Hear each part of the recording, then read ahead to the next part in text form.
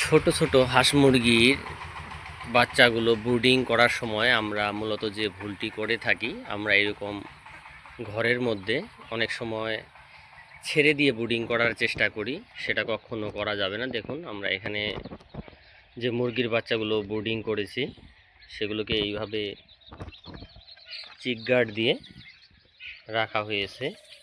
এর সুবিধা হচ্ছে যে আমরা খুব সহজেই এদের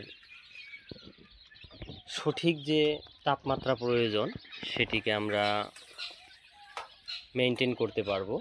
যেহেতু খুব গরম চলছে, তাই লাইট বন্ধ রয়েছে বর্তমানে।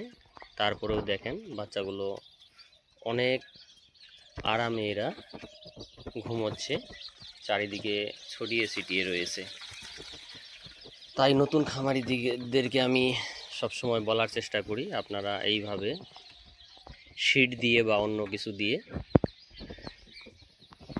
গার্ড তৈরি করে আপনারা হাঁস মুরগির বাচ্চাকে ব্রুডিং করবেন। তাহলে বাচ্চার মর্টালিটি হবে না এবং বাচ্চার রোগ প্রতিরোধ ক্ষমতা ভালো থাকবে।